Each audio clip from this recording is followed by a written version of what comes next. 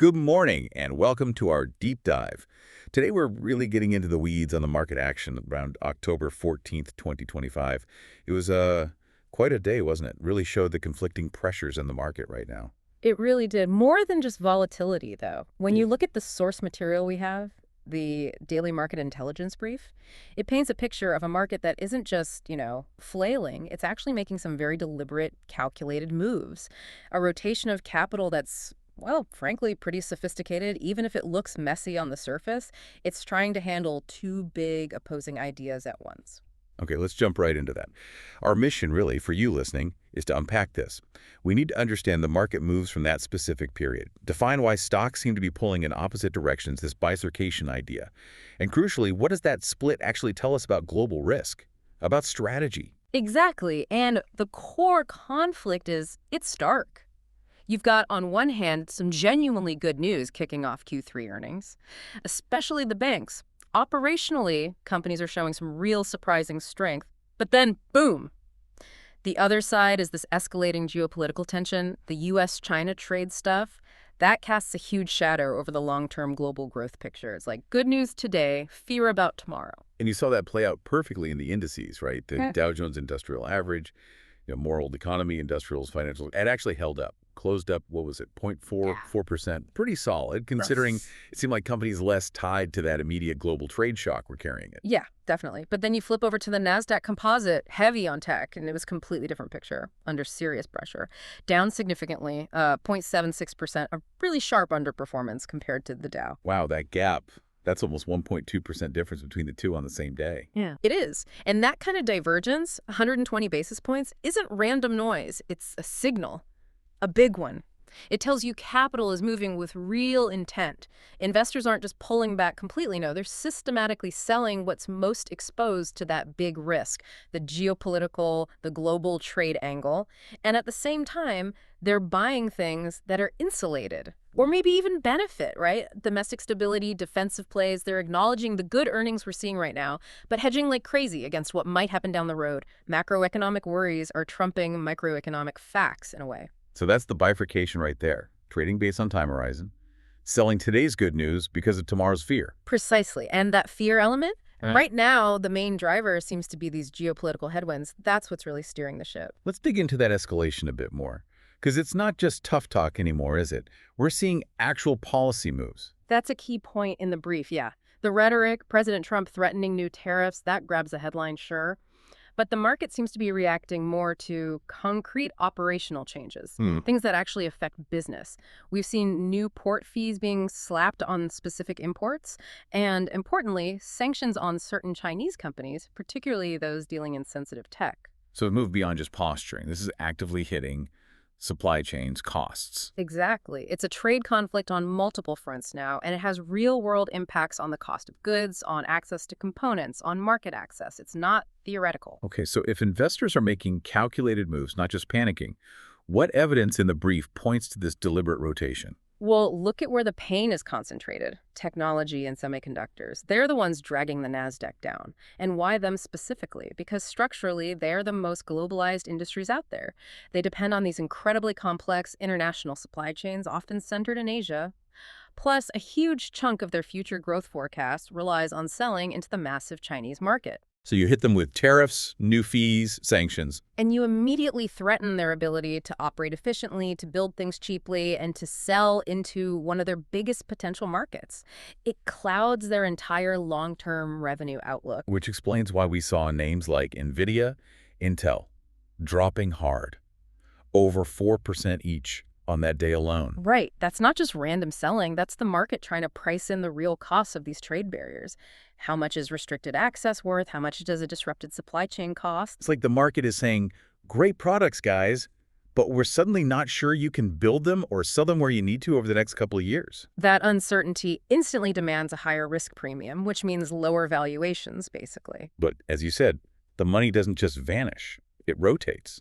And the brief shows this clear countermove, right? A flight away from global risk back towards the U.S. Absolutely. The rotation is pretty clear. Look at the Russell 2000 index. That tracks smaller U.S. companies, ones that tend to be much more focused on the domestic market. That index showed real strength. It was an outlier. closing up 1.38%, almost 1.5%. So while investors are dumping globally exposed tech, they're buying Main Street USA, essentially. Pretty much. It signals that even though there's deep worry about the trade war's impact on international commerce, there's still this underlying confidence in the U.S. domestic economy, its resilience, its insulation. Let's clarify that domestically focused idea. What kinds of companies within the Russell 2000 are actually benefiting here?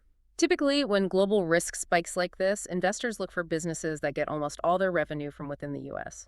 Think about regional banks, their lending is purely local. Some utilities, which are often regulated monopolies serving a specific area, maybe specialized manufacturers who source everything domestically. Certain consumer services firms focused only on U.S. customers. Companies that basically don't really care if there's a new tariff on goods from China because it doesn't affect their inputs or their customers directly. Exactly. They become a kind of safe harbor, a hedge against the very trade war risk that's sinking other sectors. So this feeds into that concept. Analysts talk about the barbell portfolio. That's a great way to put it. You're essentially loading up on two very different, almost opposite types of assets to try and create balance or protection. How does that work in this specific scenario? On one end of the barbell, you go long domestic value. These insulated Russell 2000 companies we mentioned, plus maybe defensive sectors like consumer staples, certain financials like Wells Fargo proved. On the other end, you load up on traditional safe havens that aren't correlated to equities, gold, U.S. Treasuries. And the bar connecting them. That represents systematically getting rid of or even shorting the stuff in the middle, especially those high-growth, globally exposed assets. Tech is the prime example right now. So it's a portfolio built specifically to weather a trade storm, maybe even profit from the divergence. That's the theory. It's designed for a world where global growth is uncertain, but domestic stability and safety are paramount. Okay, this is already complex, balancing strong earnings against a trade war. But now we layer on top what you call the policy dilemma, which is trying to navigate all this in an information blackout because the government shut down. Yes, and this is what makes the current situation really unusual, as highlighted in the brief. We have this ongoing U.S. government shutdown. Key agencies, the Bureau of Labor Statistics, the Census Bureau, they're just not releasing their regular data. So analysts, investors, even the Fed, Yeah. they're flying blind on some really core economic numbers. Totally blind. It's unsettling, isn't it? Like trying to land a plane when the instruments are covered up. We don't have the standard gauges for the economy's health. And the brief details some pretty significant delays. What are the big ones we're missing? The ones that really matter for understanding inflation and pricing power are the Consumer Price Index, CPI, and the Producer Price Index, PPO. CPI was supposed to be out this week, actually, now pushed back to October 24th. That's a big delay. And it's not just inflation data, right? No, we're also missing things like retail sales figures, the weekly jobless claims numbers, housing starts. Basically, a lot of the high-frequency data that tells you how the economy is actually doing right now. The timing is just terrible. Yeah. We're trying to figure out the real impact of these new tariffs. Are they causing inflation, slowing spending? Yeah. But we don't have the official numbers to confirm anything. Exactly. It just creates this vacuum where speculation can run wild. Yeah. And it definitely increases volatility. You saw the VIX index, the fear gauge. Yeah, it ticked up, didn't it? Over 5% in that session. Right. And for you listening, a jump like that in the VIX means the market's expectation of future price swings is going up. The cost of hedging, of insurance, rises because traders see more potential for big, sudden moves. Uncertainty breeds volatility. So how's the Federal Reserve dealing with this? They always say they're data dependent, but the data's missing. Well, their response seems to be leaning even more into the dovish side, signaling accommodation, signaling ease. Fed Chair Jerome Powell has a speech confirmed for this week. And he's already out there saying policy isn't on a predetermined path. Sounds kind of neutral. But the key thing he mentioned, according to the brief, is that the Fed's trying to compensate for the lack of official data by looking much more closely at private sector data, anecdotal evidence, market signals. and the market heard that and thought, They're going to cut rates. yeah. The interpretation was pure dovishness, unambiguous easing signal. Look at the futures markets now. They're pricing in something like a 97% probability of another quarter-point rate cut at the next Fed meeting. 97%. Wow, that's basically baked in. Completely baked in. And that probability shot up really fast recently. It shows how quickly the market became convinced the Fed will cut. Not necessarily because the economy needs it based on hard data, but perhaps to manage risk, geopolitical risk. market stress. Which brings up that huge question the sources touch on. Hmm. Is the Fed acting like a normal central bank, stabilizing based on data? Well, Or is it becoming this Fed put, the market backstop? that's a multi-trillion-dollar question, isn't it? And it's a serious concern. There's a risk of moral hazard here. If the market believes the Fed is going to cut rates with 97% certainty without having the key inflation or jobs data, Right. what does that imply? It implies the decision isn't really about inflation or jobs anymore. Right. It implies the decision might be driven more by financial market stability, by asset prices, or by trying to counteract the negative effects of the trade war. Basically, managing factors outside their traditional mandate. What does that mean practically, though, for investors, for you listening? It tends to encourage more risk-taking, especially in those high-growth, high-valuation areas like tech. If investors think the Fed will always step in with cheap money to prevent a major market crash, well, it acts like an insurance policy. It makes them bolder. The Fed put means you can buy risky assets knowing the Fed has your back.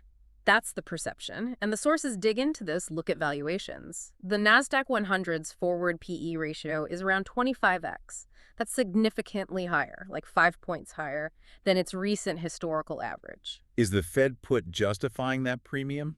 It's certainly a contributing factor. If you believe money will stay cheap, regardless of maybe some inflationary pressures down the line, you're willing to pay more today for earnings expected years from now. It can fuel asset bubbles if policy expectations get disconnected from underlying economic reality. And those high valuations are exactly what bodies like the IMF have been warning about recently. Absolutely. So the market becomes very dependent on that expectation of Fed support. It relies on the Fed prioritizing financial stability, maybe even over its official goals of full employment and stable prices, especially when it can't even see the price data properly. What happens if that 3% chance, the chance the Fed doesn't cut, actually happens? The reaction could be sharp because the market is so heavily positioned for easing. Any surprise tightening or even just holding steady unexpectedly could trigger significant volatility. The floor drops out. Okay, so with all this missing official data, what can we watch this week? What becomes more important in this vacuum? We have to lean much more heavily on partial information, on anecdotes, on regional pictures. Things like the Empire State Manufacturing Index. It's just one region, but suddenly it gets a lot more attention because it's something. But the really interesting one you mentioned is the Fed Beige Book, which normally doesn't move markets much. Exactly. The Beige Book is basically a collection of stories, right? Anecdotal evidence gathered from business contacts across all the 12 Federal Reserve districts. Usually it's just color commentary. But right now, with no official CPI, PPI, or jobs data, those anecdotes about shipping delays, hiring problems, rising material costs, they suddenly become incredibly valuable. It's like intelligence gathering on the ground level. It really is. It's the closest thing analysts might have to understanding what's really happening on Main Street until the official data comes back online. Right. So we're relying on whispers and regional snapshots, all while Q3 earnings season is kicking into high gear. Let's pivot to the Q3 earnings reality check. The big theme here seems to be sell the good news. Yeah, this is where you really see that tension between solid company performance and the big, scary macro picture. The first wave of Q3 earnings, particularly from the banks, showed real operational strength, better than expected in many cases. But that strength is getting totally swamped by anxiety about the future. The trade war, the economy, the market isn't rewarding good results, it's punishing any hint of future uncertainty. The big banks are perfect examples. JP Morgan Chase. They beat estimates quite comfortably, didn't they? They did. Profits were strong, and their markets division absolutely crushed it. Fixed income trading up 21%, equity trading up a massive 33%. That's stellar performance in a tough environment. And the stock? Slipped 1.9%.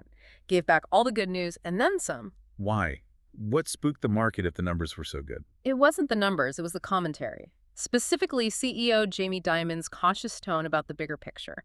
He didn't just stick to the quarter, he talked about long-term systemic risks, things that could impact the whole financial system down the line. Like what specifically? What did he flag? According to the brief, two main things. First, the growing U.S. national debt. The potential instability that creates maybe higher taxes eventually, higher interest rates needed to service it, more regulation. For a huge bank, that's a structural headwind. Second, and really relevant to the current situation, he apparently warned about relying on tariff revenue, saying it's volatile, unpredictable, not a stable fix for the U.S. budget. So the market heard, great quarter, but and focused entirely on the but. Entirely. The focus shifted immediately from the solid past quarter to the uncertain, potentially unstable future. And it was a similar story at Goldman Sachs. Exactly the same playbook. Goldman posted a huge 37% jump in profits. Investment banking fees were up something like 42%. Really strong numbers, driven by deal-making and market activity. And the stock reaction. Down 2.6%. Again, the market looked past the beat. The focus zeroed in on CEO David Solomon's comments about the future. He hinted at needing to cut costs, operate more efficiently going forward. Which the market interprets as. They're bracing for a slowdown. If you're talking efficiency gains now, it suggests you expect less revenue growth, less deal flow, maybe lower trading volumes next year. So they discount future earnings based on that cautious outlook, fueled by today's geopolitical uncertainty. It really highlights that just beating earnings isn't enough right now. Yeah. Not if your business is seen as vulnerable to these big macro shifts. Precisely. You need more than just good numbers. You need a story of resilience, of insulation. Which brings us to the exception, Wells Fargo. Their stock actually surged, right, over 7%. Yeah, they were the big outlier. And it proves the point perfectly. Their good news wasn't about cyclical strength like trading revenue. It was about something internal, company-specific. The regulatory asset cap removal. Exactly. They finally had that multi-year restriction lifted. It had been imposed after their past scandals and basically stopped the bank from growing its balance sheet, its lending. Getting that cap removed unlocks purely internal growth potential. It's a self-help story. And crucially, it's completely separate from the trade war or Fed policy or the national debt. So the market saw that as durable good news, not dependent on the macro cycle. That's the key distinction the market is making right now. Idiosyncratic internal drivers are being rewarded. Macro-exposed good news is being sold. Investors crave insulation. We still got Bank of America and Morgan Stanley to report among the big banks. But looking ahead, the real focus, the real anxiety is probably going to shift to the tech earnings later this week, isn't it? Oh, absolutely. Especially those companies right at the heart of the global supply chain, the infrastructure providers. Reports from ASML, they make the super advanced chip-making equipment, and Taiwan Semiconductor, TSM, the world's biggest contract chip manufacturer, those are going to be critical. Why them in particular? Because they give you the purest read on the physical impact of the trade tensions. Are companies still ordering cutting-edge chip machines? Is TSM seeing orders slow down because its customers, like Apple or NVIDIA, are worried about tariffs or market access? If their guidance is weak, if they talk about delays or cancellations due to trade issues, that's going to send a chill through the entire semiconductor space, regardless of how well, say, NVIDIA executed in the last quarter. Their results become almost secondary to the forward guidance from the supply chain itself. Okay, let's talk more about that pain in the rotation, because the market's internal plumbing, the flow of money between sectors, seems to confirm this risk-off move, doesn't it? Yeah. This takes us to market internals and cross-asset confirmation. Yeah, the sector story really drives home the bifurcation. The laggards are obvious. The technology select sector SPDR ETF, that's XLK for those tracking, down over 1.3%. And within tech, as we said, the chip makers got hit hardest, trade fears crystallizing there. But the leaders tell the other side of the story, the hedges. Exactly. Consumer staples, think food, beverages, household products, the stuff people buy no matter what. That sector, XLP, was up a strong 1.6%. Classic defensive move. Industrials, XLI, may be helped by the Dow's resilience and some domestic focus, up 1.2%. And financials, XLF, despite the JPM and GS weakness, were pulled up 1.1%, mainly by that huge surge in Wells Fargo. So money is clearly flowing out of future growth bets and into perceived safety and present-day needs. Decisively. And you see this theme even more starkly if you look at what was moving most actively before the market even opened. The pre-market movers often reveal core investor priorities. What stood out there? Some massive eye-popping surges in domestic rare earth and critical mineral producers. This is pure geopolitical hedging. Names like Trilogy Metals, TMQ, it was up over 21%. Critical Metals, CRML, soared over 29%. Huge moves on massive volume. Okay, why these small mining companies suddenly exploding? What's the link? It's all about decoupling and supply chain security. China currently dominates the global supply of these minerals, which are vital for everything from defense tech to electric vehicles to consumer electronics. The speculation, the reason these stocks are flying, is that the U.S. government might be about to make a major push. Subsidies, contracts, fast-track permits to onshore the production of these critical materials, to reduce dependence on China. So the trade war, which is negative for global tech, actually becomes a massive positive catalyst for these specific domestic resource companies. Precisely. They become a direct play on the geopolitical tension, a potential national security asset. The market is pricing in the possibility of huge government support, making them insulated from or even beneficiaries of the very risk that's crushing other sectors. That's the market finding very specific ways to play the conflict. But on the other side, were there signs of people actively betting against the exposed sectors? Oh, absolutely. The volume and leverage inverse ETS was really high. This tells you it's not just people selling stocks they own, it's traders actively taking short positions, often with leverage. Look at the Direction Daily Semi-Bear 3X ETF ticker SOXS. It aims to deliver 3 times the inverse daily return of the semiconductor index. So semis fell 1%, SOXS should go up 3%. Roughly, yeah. And it was up over 7% on that day, on really heavy volume. That shows strong conviction from traders betting on further downside for chip makers, using leverage to amplify that bet. They're not just hedging, they're aggressively positioning for more pain. Exactly. And it wasn't just semis. The broader NASDAQ also saw bearish action. The ProShares Ultra Pro Short QQQ ticker SQQQ, which is 3x inverse the NASDAQ 100, was up over 3%. The sources mentioned this was partly fueled by growing chatter about a potential AI bubble. So tech is facing this double whammy.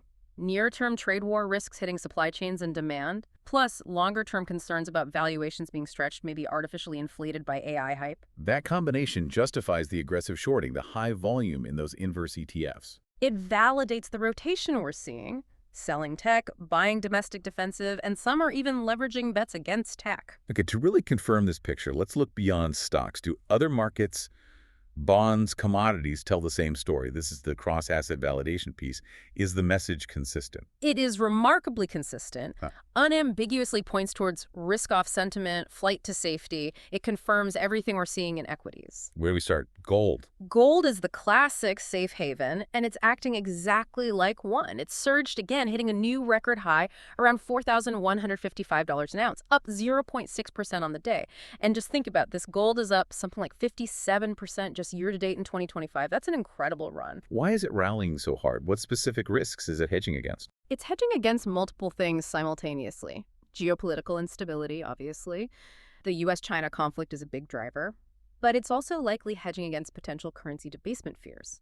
If the market thinks the Fed is going to cut rates aggressively, maybe even without strong justification from the data, some investors worry about the long-term value of the dollar and flee to hard assets like gold. Okay, so gold is screaming risk off. What about oil? That often moves with growth expectations. And it's acting as the perfect mirror image. West Texas Intermediate Crude Oil, WTI, fell quite sharply, down 1.7% to around $58, $45 a barrel. Why does oil falling confirm the fear? Because oil demand is tightly linked to global economic activity. If traders become seriously worried that the trade war is going to tip the world into a slowdown or even a recession, they immediately forecast lower demand for energy, less manufacturing, less shipping, less travel. And that expectation of lower future demand pushes oil prices down today. So the fall in oil directly contradicts the resilience we saw in the Dow and confirms the fears hitting the NASDAQ. It sides with the global slowdown narrative. Precisely. It validates the idea that growth fears are becoming dominant. And finally, the bond market. U.S. Treasuries. Same story there. Overwhelming demand for safety. We saw significant buying interest in U.S. Treasury bonds. The yield on the benchmark 10-year Treasury note fell noticeably, down to 4.02%. And just to remind everyone, falling yields mean bond prices are Rising. Investors are paying more for the perceived safety of government debt. They're prioritizing capital preservation over chasing higher returns in riskier assets like stocks. It's a classic flight to quality move. So if you put it all together, gold rallying, treasuries rallying, oil falling, tech stocks falling. It paints a very clear, unified picture. The cross-asset signals are all aligned. They're shouting deep concern about a potential significant economic slowdown, triggered primarily by these escalating geopolitical tensions. The message from bonds and commodities perfectly matches the rotation we're seeing within the stock market. Get defensive, favor domestic, hedge the trade war risk. Which brings us then to the outlook. What does this all mean going forward? What should you, our listener, be watching? It feels like the market's walking a tightrope right now. You've got the solid ground of decent corporate earnings beneath, but these wild gusts of geopolitical wind threatening to blow everything off balance. That's a good analogy. And navigating the next few weeks, even days, means focusing on a few key catalysts that the sources highlight. These are the things most likely to tip the balance one way or the other. First, and most obviously, U.S.-China trade developments. Any headline, any tweet, any official policy statement out of Washington or Beijing, it's going to continue to dominate market sentiment instantly. That's the primary driver to the fear factor right now. Without a doubt. Second, upcoming technology earnings. We mentioned ASML on Wednesday, TSM on Thursday. Their guidance, especially on supply chain impacts from the trade situation, will be absolutely critical, much more so than usual. They're the canaries in the coal mine for the tech sector's health in this environment. Exactly. Third, Federal Reserve commentary. Given that 97% expectation for a rate cut and the lack of official data, every word from Powell and other Fed officials will be parsed intensely.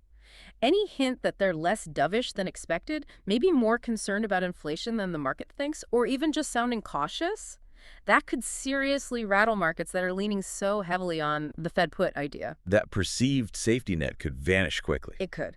And fourth, the eventual release of that delayed economic data, especially CPI and PPI, now slated for October 24th.